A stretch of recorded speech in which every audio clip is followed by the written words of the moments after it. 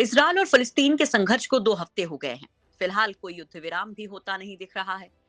वहीं इस बीच इसराइल के पास हथियारों की भारी कमी होने की खबर सामने आ रही है। तो दूसरी ओर हमास भी पांव पीछे खींचने को तैयार नहीं दिख रहा है। फिलहाल गाजा में 220 से ज्यादा फिलिस्तीनी मारे गए हैं, तो 1500 से ज्यादा लोग घायल हुए हैं। गाजा से इसराइल में असैन्य क्षेत्रों की ओर किए गए रॉकेट हमलों में 10 लोग मारे गए हैं। गाजा पट्टी से हमास ने अब तक 3500 से ज्यादा रॉकेट दागे हैं, जिनमें से 90% से ज्यादा रॉकेट इसराइल के आयरन डोम ने ही मार गिराए हैं। तो अब तक 400 से ज्यादा रॉकेट वापस गाजा में गिरे हैं। बड़ी बात यह कि इसराइल के पास अब हथियारों की कमी होने लगी है, जिसको देखते हुए अमेरिकी राष्ट्रपति जो बाइडेन ने इसराइल को हथियार खरीद की मंजूरी दे दी है।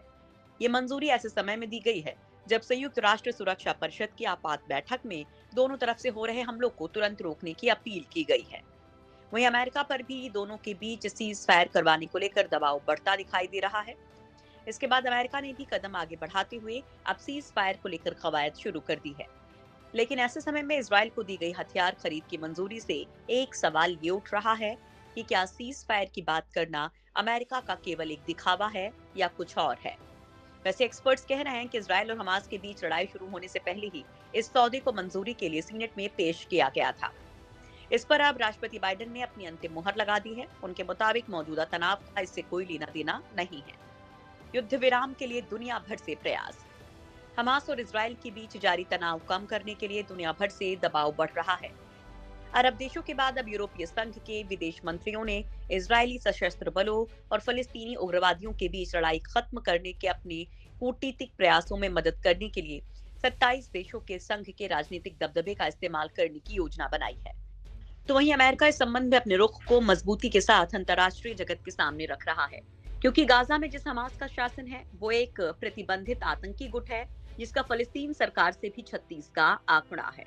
ऐसे में उसके लिए अंतर्राष्ट्रीय जगत को ये बताना काफी आसान है कि वो एक आतंकी गुट के खिलाफ इसराइल को अपना समर्थन दे रहा है, क्योंकि इस आतंकी गुट ने एक देश पर हमला किया है। यानी फिलहाल तो इसराइल को खुला हाथ मिला हुआ है और सीज फायर में अभी एक हफ्ते का टाइम और लग सकता है। सीज फायर से पहले अमेरिका और इजराइल दोनों ही इस बात से आश्वस्त होना चाहते हैं कि हमास भविष्य में फिर दोबारा इस तरह के हमले की गलती ना दोहराए। वो ये भी मानते हैं कि हमास ने जिस स्तर के हमले इजराइल में किए हैं, उससे ये बात बेहद साफ हो गई है कि इसमें ईरान का हाथ है और वहां से उसको हथियारों की खेप हासिल होती है। इजराइल समय रहते हमास के बड़े नेताओं को मारकर दो तरह से अपनी मजबूती को साबित करने की कोशिश में लगा है। इसमें पहली है कि इजराइल में राष्ट्रपति बेंजामिन नेतन्याहू का इस कार्रवाई के बाद समर्थन बढ़ गया है, जो उनको आने वाले दिनों में राजनीतिक तौर पर फायदा पहुंचाएगा। दूसरा, इस कार्रवाई से फलस्तीन पर भी असर जरूर पड़ेगा। वहीं फलस्तीन की बात करें तो वहां की चुनी हुई सरकार भी हमास को पसंद नहीं करती है। गौरतलब है कि हाल में गाजा में होने वाले चुनावों को फलस्तीन की सरकार ने आगे के लिए टाल दिया था। इसकी वजह कहीं न कहीं हमास के चुनाव में जीत की आशंका थी। इजराइल को मिल रहा है आत्मरक्षा का अधिकार। इजराइल ने गाजा में आतंकवादी ठिकानों पर हवाई हमले किए, जिनमें गाजा शहर में 6 मंजिला एक इमारत ध्वस्त हो गई। फिलिस्तीनी उग्रवादियों ने मंगलवार तड़के इजराइल में दर्जनों रॉकेट दागे। लिहाजा जर्मनी के विदेश मंत्री हीको मास ने इस बात पर जोर दिया कि इजराइल को हमास के रॉकेट हमलों से खुद की रक्षा करने का निसंदेह अधिकार है। मास ने कहा कि रॉकेट हमलों के इस आतंक से हमास ने पहले से ही तनावपूर्ण हालात को जानबूझकर और खराब कर दिया है, जिसके गंभीर परिणाम इजरायलियों और गाजा में उसकी खुद की असैन्य आबादी को भुगतने पड़ रहे हैं। इन हथियारों को अंततः शांत हो जाना चाहिए।